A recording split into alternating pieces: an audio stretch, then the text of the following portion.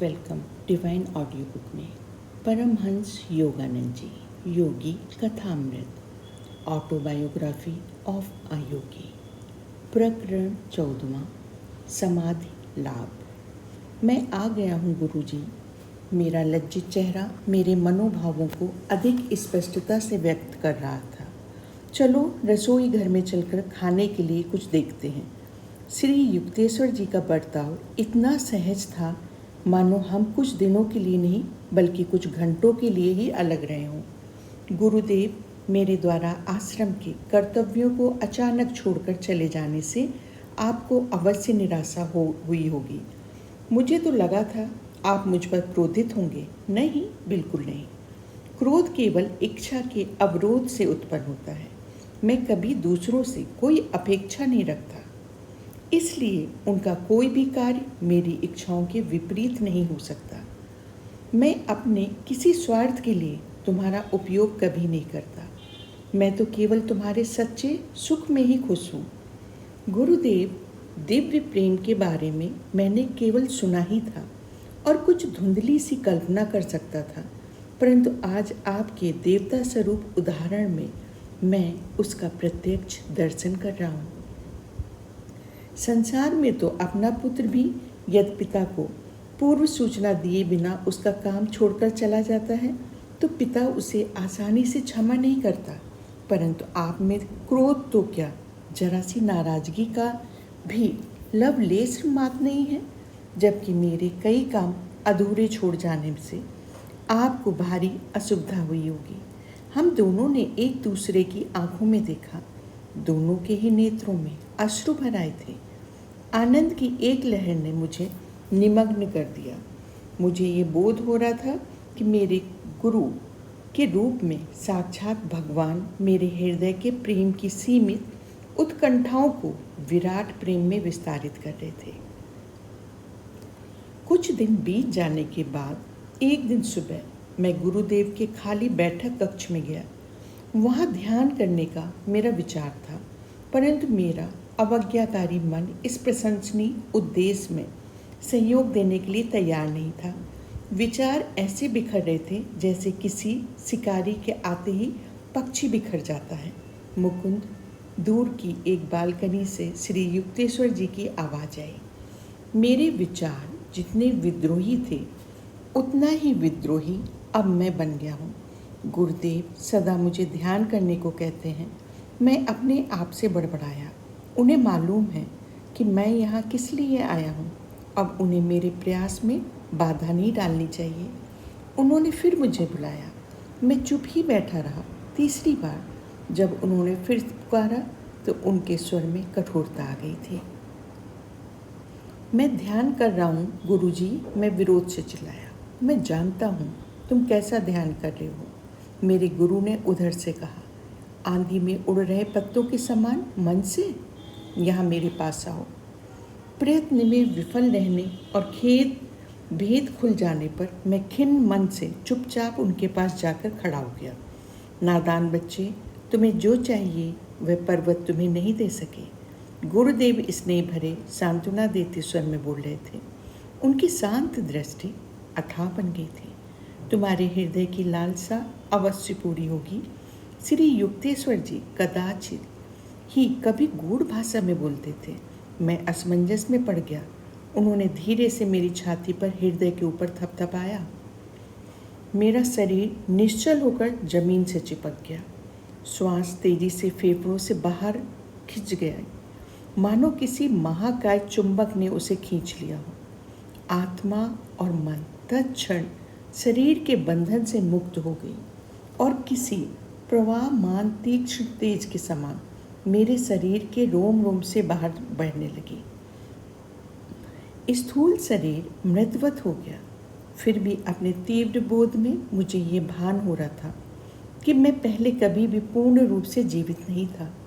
अपने अस्तित्व का मेरा बोध अब संकुचित रूप से केवल मेरे शरीर तक ही सीमित नहीं था, बल्कि मेरे चारों ओर व्याप्त अणु परमाणुओं में फैल गया था। दूर सड़कों पर चल रहे लोग मेरी अपनी ही सुदूरी परिधि पर चलते प्रतीत हो रहे थे। भूमि की धुंधली पारदर्शिता में पेड़ पौधों की जड़ें दिखाई दे रही थीं। उनके अंदर चल रहे रस प्रवाह का भी मैं स्पष्ट अवलोकन कर रहा था। आसपास का पूरा क्षेत्र मेरे सामने अनावृत हो गया। केवल सामने ही देख पाने वाली मेरी साधारण दृष्टि अब चतुर्दिग्दर्शी विशाल मंडलाकार दृष्टि में परिवर्तित हो गई थी, जो सर्वदर्शी भी थी। अपने मस्तक के पीछे मैं रायघाट लेन से दूर चलते फिरते लोगों को देख रहा था, और एक श्वेत गाय को भी मैंने वहाँ देखा, जो धीरे धीरे आश्रम की ओर आ रही थी। जब वे आश्रम के खुले द्वार पर पहुँच गई तो मैंने उसे ऐसे देखा मानो अपनी दो स्थूल आँखों से देखा। जब वे आश्रम के अहाते की दीवार के पीछे चली गई तब भी मैं उसे स्पष्ट रूप से देख पा रहा था। मेरी विशालदर्शी दृष्टि में दिखने वाली सारी वस्तुएं तेज चलने वाले चलचित्रों की भांति कंपित और स्पंदित थी। मेरा शरीर, गुरुदेव का शरीर, चारों ओर से खंभों से घिरा आश्रम का चौक, फर्नीचर और फर्श, पेड़ पौधे और धूप यदा कदा उग्रता से स्पंदित होते हुए जब तक सब कुछ प्रकाश सागर में विलीन हो नहीं गया, ठीक वैसे जैसे पानी भरे गिलास में चीनी डालने के बाद उसे हिलाने से वो पानी घुल जाता है। सब कुछ अपने में विलीन कर लेने वाला यह प्रकाश बीच बीच में आकर धारण कर लेता था, फिर भी वह आकार उसी प्रकाश में विलीन हो जाता था। प्रकाश और स्थूल आकार पर्याय क्रम से एक दूसरे रूपांतरित होकर सृष्टि के कार्य कारण सिद्धांत को स्पष्ट कर रहे थे। मेरी आत्मा के शांत अनंत तट पर सागर के समान आनंद उमड़ पड़ा। मैंने अनुभव किया कि ईश्वर का स्वरूप अक्षय आनंद है। उसका शरीर प्रकाश के असंख्य तंतु हैं। मेरे अंदर उमड़ती दिव्य ज्योति ने विस्तृत होते होते नगरों, महाद्वीपों, पृथ्वी, सूर्यमंडल, तारामंडल, निहारिका पुंज और अंतरिक्ष में पर्वतमान ब्रह्मांडों को अपने में समा लिया। रात में दूर से दिखाई पड़ने वाले प्रकाश में शहर की भांति समस्त ब्रह्मांड मेरे अस्तित्व की अनंतता में जगमगा रहा था। ब्रह्मांड की स्पष्ट रेखांकित परिधि के परे चमकने वाला तीव्र प्रकाश उसके दूरतम किनारों तक पहुँचते पहुँचते किंचित क्षीण सा होता जा रहा था। वहाँ मुझे एक स्निग्ध मृदु तेज दिखाई दे रहा था, जिसमें कभी किसी प्रकार की कोई क्षीणता नहीं आ रही थी। वह तेज अवर्णीय रूप से सूक्ष्म था। नक्षत्र पुंजों के आकार अपेक्षाकृत स्थूल प्रकाश से बने हुए थे। एक शाश्वत उद्गम स्रोत से दिव्य किरणों का प्रसार हो रहा था और वे अवर्णीय प्रभा मंडल से देदीप्यमान आकाश गंगाओं में रूपांतरित हो रही थी। बार बार मेरे सृजनात्मक किरणों को नक्षत्रों में और फिर विस्तृत पारदर्शक ज्वालाओं में रूपांतरित होते हुए दिखा। लयबद्ध प्रत्यावर्तन के द्वारा करोड़ों करोड़ों विश्व का पारदर्शक तेज में विलय हो गए और फिर वह तेज महाव्योम बन गया। मुझे ये ज्ञान हुआ कि समस्त तेजो ब्रह्मांड का केंद्र मेरे हृदय में स्थित अंतर ज्ञानुभूति का बिंदु है। एक प्रकाशकारी ज्योति मेरी नाभि से समस्त ब्रह्मांड के प्रत्येक भाग को प्रसारित हो रही थी। परमानंदमय अमृत मेरे अस्तित्व के कण कण में पारे के प्रवाह की भांति व्याप्त हो रहा था। ईश्वर की सृजनात्मक ध्वनि को, ब्रह्मांड के प्रेरक यंत्र की ध्वनि को मैं ओम की झंकार में प्रतिध्वनित होते हुए सुन पा रहा था। अचानक श्वास मेरे फेफड़ों में लौट आई। लगभग असहाय निराशा के साथ मैं जान गया मेरी विराट असीमता लुप्त हो गई थी। फिर एक बार मैं अपमानास्पद देह पिंजरे में आबाद हो गया, जिसमें ब्रह्मा को आसानी से कोई स्थान नहीं मिल सकता। घर से भागे बालक की भांति मैं अपने विराट तेजोधाम से भाग आया था और अपने आप को मैंने एक संकीर्ण पार्थिव देह के क्षुद्र पिंजरे में कैद कर लिया था। मेरे गुरु मेरे सामने निश्चल खड़े थे। लंबे समय से मुझे जिस ब्रह्म चैतन्य के अनुभव की उत्कट लालसा थी, वह अनुभव उन्होंने मुझे करा दिया था। उनके प्रति कृतज्ञता व्यक्त करने के लिए जैसे ही मैं उनके सामने साष्टांग दंडवत करने लगा तो रोक कर उन्होंने मुझे सीधा खड़ा कर दिया और शांत भाव से बोले, तुम्हें परमानंद में डूबे नहीं रहना है। तुम्हारे लिए अभी जगत में बहुत सा काम बाकी है। आओ बरामदे में पहले झाड़ू लगाते हैं और फिर गंगा के किनारे किनारे घूमने जाएंगे। मैं एक झाड़ू लाया। मैं जानता था कि गुरुदेव मुझे संतुलित जीवन की शिक्षा दे रहे थे।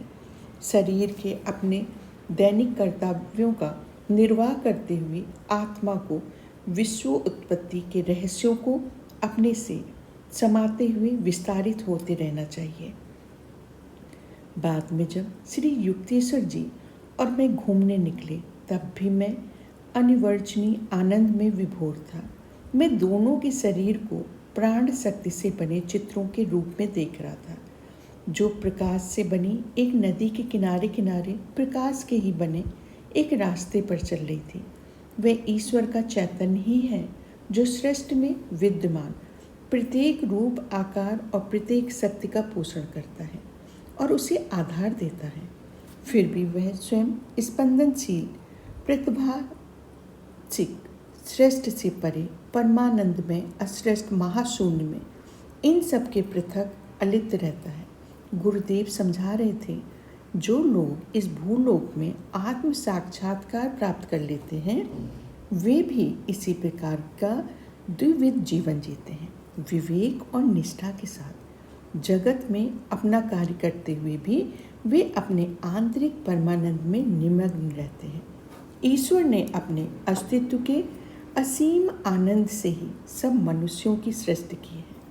यद्यपि शरीर में कष्टप्रद रूप से आबद्ध हैं, फिर भी ईश्वर ये अपेक्षा करता है कि उसकी प्रतिमूर्ति स्वरूप बने मानव इंद्रिय बोध से उत्पन्न सीमित व्यक्तित्व से ऊपर उठकर उसके साथ पुनः एकात्म स्थापित कर ले।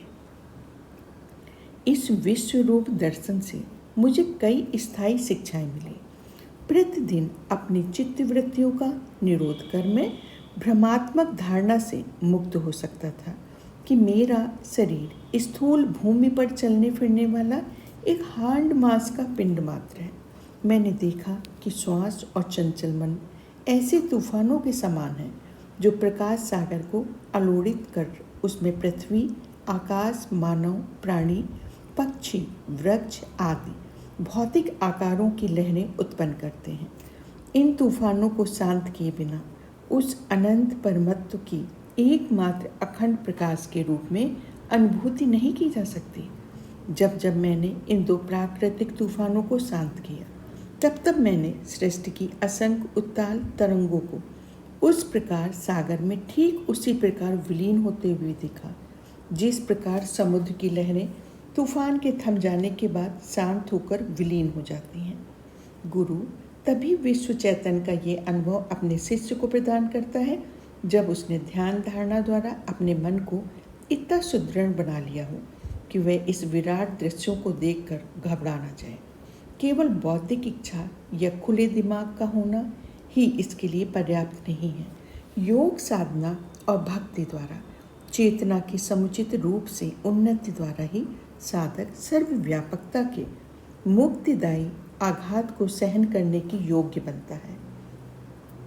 सच्चे भक्त को यह दिव्य अनुभव अवश्य होता है। उसकी अत्यंत तीव्र लालसा ईश्वर को इस प्रकार खींचने लगती है कि ईश्वर उसका प्रतिकार नहीं कर सकता। उस चुंबकीय उत्कंठा से सृष्टिपति विराट दर्शन के रूप में साधक की चेतना की सीमा में खिंच जाते हैं। कई वर्षों बाद मैंने समाधि नाम से निम्नलिखित कविता लिखी, जिसमें मैंने समाधि की महिमा की एक झांकी प्रस्तुत करने का प्रयास किया था। अदृश्य हो गए प्रकाश और छाया के पर्दे सारे, दुख का लवलेश भी कहीं नहीं रहा, मिट गए क्षण भंगुर सुखों के बोध सारे, नष्ट हो गई इंद्रियों की धुंधली मृग मरीचिका, प्रेम, घृणा, स्वास्थ्य, रोग, जन्म, मृत्यु, द्वैत के पर्दे पर खेलती ये सारी मिथ्या, परछाइयाँ लुप्त हो गई, माया का तूफान थम गया, गहन अंतर्ज्ञान की जादुई छड़ी से वर्तमान भूत भविष्य कुछ भी नहीं रहा अब मेरे लिए। अब तो केवल मैं हूँ, सदा सर्वदा फैलता सबसे सब ओर ग्रह तारे, निहारिका पुंज पृथ्वी, महाप्रलय के ज्वालामुखियों के विस्फोट, श्रेष्ठ की ढलाई की धधकती भट्टी, नीरवछा किरणों के हिमनद, ज्वलंत विद्युत अणुओं की बाढ़।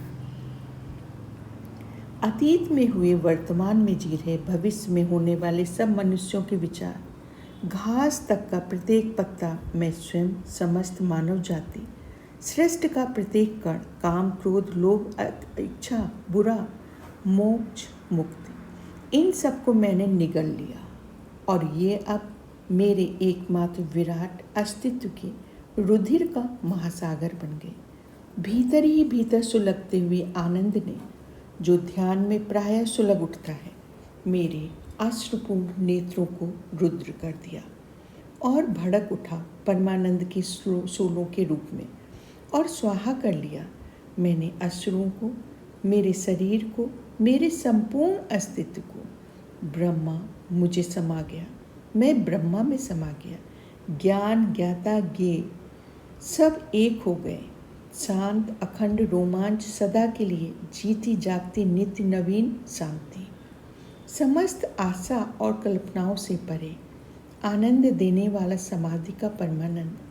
नहीं, ये कोई अचेत अवस्था या मानसिक बेहोशी जिसमें वे स्वेच्छा से लौटा ना जा सके, बल्कि समाधि तो मेरी चेतना के विस्तार को मर्त्य देह की सीमाओं से परे ले जाती है, अनंतता की दूरतम परिधि तक, जहाँ ब्रह्म सागर बना मैं अपने छोटे से अहम रूप को अपने में ही तैरता देखता हूँ। अणुओं की सरसराहट सुनाई देती है। निस्तेज पृथ्वी, पहाड़, पर्वत, घाटियाँ पल भर में सब गलकर तरल बन गए। सागर प्रवाह निहारकाओं की धुंध में बदले गए। इस धुंध पर प्रणव की फुंकार आई और उसने उस धुंध के दुसारों पर छाए पर्दे उठा दिए। ज्योतिर्मय अणु परमाणुओं के सागर, महासागर दृष्टि के सामने अनावृत हो गए। जब तक ओम के ब्रह्मानंद से सब स्थूल पर आलोक आखिर सर्वव्याप परमानंद के शाश्वत किरणों में विलीन न हो गए। आनंद से मैं आया था, आनंद के लिए मैं जीता था। पवित्र आनंद में मैं विलीन हो जाता हूँ। मन का सागर बना मैं सृष्टि की सारी तरंगों को पीता हूँ। उठ गए चार पर्दे जड़, तरल, वायु एवं प्रकाश के। कण कण में विद्यमान मैं अपने विराट स्वरूप में विलीन होता हूँ। चली गई सदा के लिए मर्त्य स्मृति की अस्थिर फरफराती परछाइयाँ। निरभ्र है मेरे मन का आकाश, अब नीचे ऊपर आगे पीछे। अनंतता और मैं एक रूप बनी एक ही किरण है। अब हंसी का एक नन्हा सा बुलबुला मैं अब बन गया हूँ सागर, हर्षोल्लास का स्वयं। श्री युक्तेश्वर जी ने मुझे ये दिव्य आनंदपूर्ण अनुभव अपनी इच्छा अनुसार जब चाहे प्राप्त करने की ओर, जिनकी अंतर्ज्ञान प्रणाली पर्याप्त रूप से विकसित हो गई हो, ऐसे लोगों को भी इसे प्रदान करने का तरीका सिखाया। इस प्रथम अनुभव के बाद कई महीनों तक मैं परमानंद में एकात्मता की अवस्था में तल्लीन रहा और प्रतिदिन ये बात मेरी समझ में आती रही कि उपनिषदों में ईश्वर को रस स्वरूप, रसो वैसा क्यों कहा गया। परंतु एक दिन सुबह मैं एक समस्या लेकर गुरुदेव के पास गया। मैं जानना चाहता हूँ गुरुदेव, मुझे ईश्वर प्राप्ति कब होगी? तुम्हें ईश्वर प्राप्ति हो चुकी है? जी नहीं, मुझे तो ऐसा नहीं लगता। मेरे गुरु मुस्कुरा रहे थे। मुझे विश्वास है कि तुम सृष्टि के किसी जीवाणु रहित साफ सुथरे कोने में सिंहासन पर विराजमान किसी पूजनीय व्यक्ति को ईश्वर नहीं मान रहे हो। तथापि मैं ये भी देख रहा हूँ कि तुम्हारी ऐसी कल्पना है कि चमत्कारी शक्तियों का किसी के पास होना ही इस बात का प्रमाण है।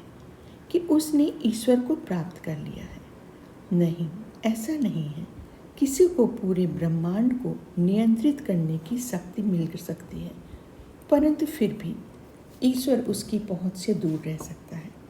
आध्यात्मिक उन्नति को बाह्य शक्तियों के प्रदर्शन से नहीं मापा जा सकता, बल्कि उसका मापदंड केवल ये है कि ध्यान में वह आनंद की कितनी गहराई में उतरता है। नित्य नवीन आनंद ही ईश्वर है। वह अक्षय है।